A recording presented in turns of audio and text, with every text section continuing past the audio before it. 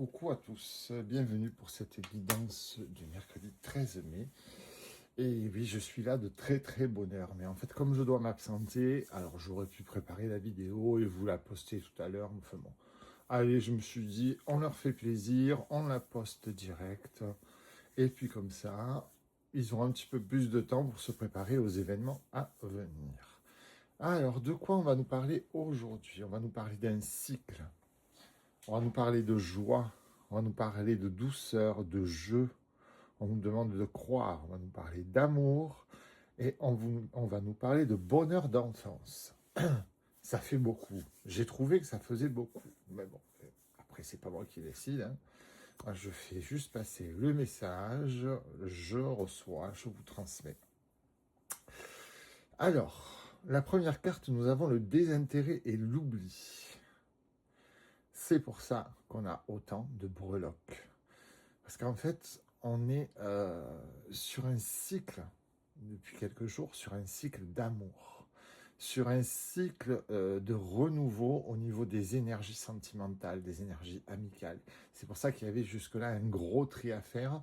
Et je pense que là, on est arrivé à la barrière, on est arrivé au croisement des chemins, à la croisée des chemins, où enfin, on va avoir des résultats.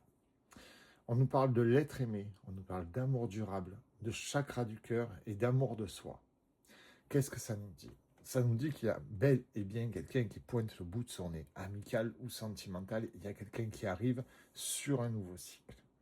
Ça nous dit aussi que ça ne marchera que si vous avez réussi à guérir votre chakra du cœur et l'estime et l'amour que vous avez de vous.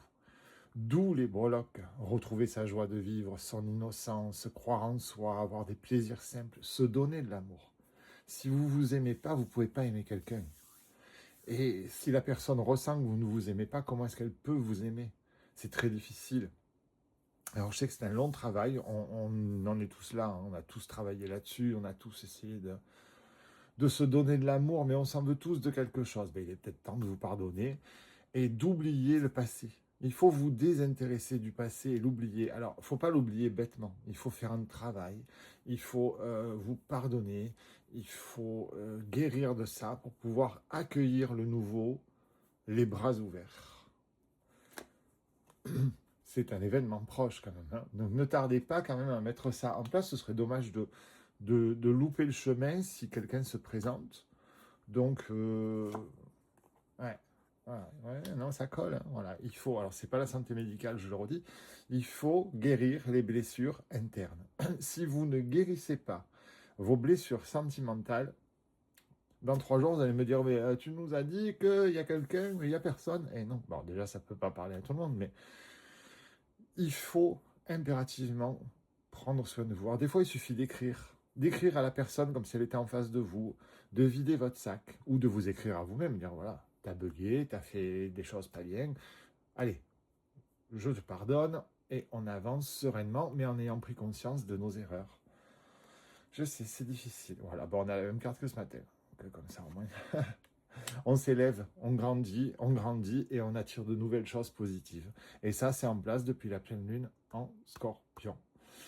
Allez, mes amis, on se retrouve ce soir pour la guidance signe par signe. Mettez-moi un petit message si ça vous parle, s'il vous plaît, ce serait sympa. Et je vous souhaite une très belle journée. À tout à l'heure.